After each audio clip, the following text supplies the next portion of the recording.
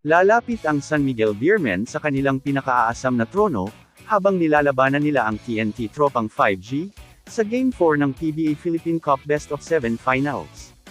Umangat ang Beermen sa 3-1 sa Best of 7 Showdown, para mas mapalapit sa koro ng ibinigay nila sa Meralco noong nakaraang season.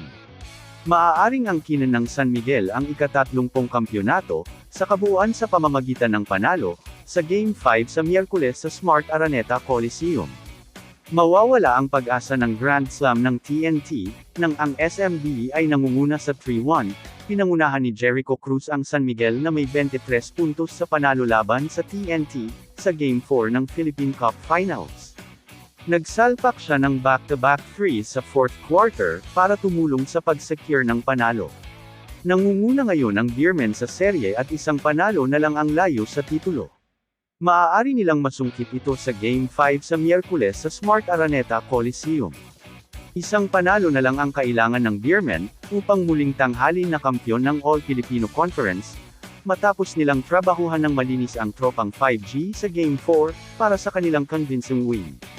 Katulad nung last game ay mabagal na naman ang paninimula ng San Miguel, at naiwanan agad ng 12 points ng TNT sa first quarter, bago sila makapag-adjust sa sumunod na quarter, para kunin ang kalamangan na ginawa nilang double digit sa third period.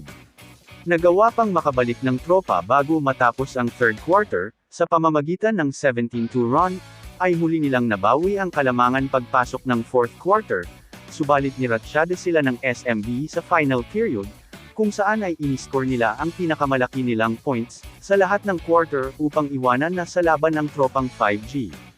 Binatikos naman ni Lastimosa ang saloobin ng SMB, pinuna ni TNT Team Manager Jojo Lastimosa ang San Miguel, sa pag-arte na parang nanalo na sila ng championship, matapos ang kanilang panalo sa Game 4. Partikular niyang tinawag si Chris Ross dahil sa panunuya sa TNT bench, at pagiging mayabang sa laro.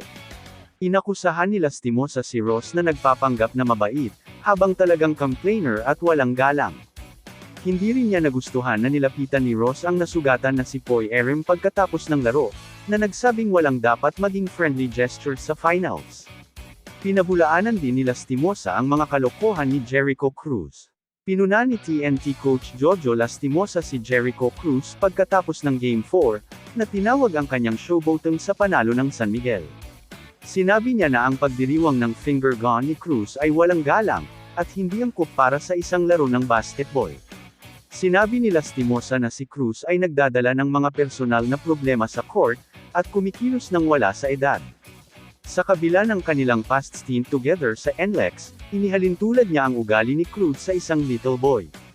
Samantala, nakuha ni Fajardo ang kanyang ika-12 Best Player of the Conference Award.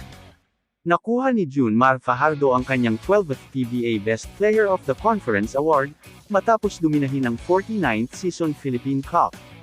Pinangunahan niya ang stats rate statistical points, nanguna rin si Fajardo sa media at player votes, na tinalo sina CJ Perez, Robert Boeck, Xavier Lucero, at Jason Perkins. Dinala niya ang kanyang mga kasamahan sa koponan, upang tumanggap ng parangal, na nagpapakita ng pasasalamat sa kanilang suporta. Kamusta mga idol? Sports Zone PH, para sa sports news and update.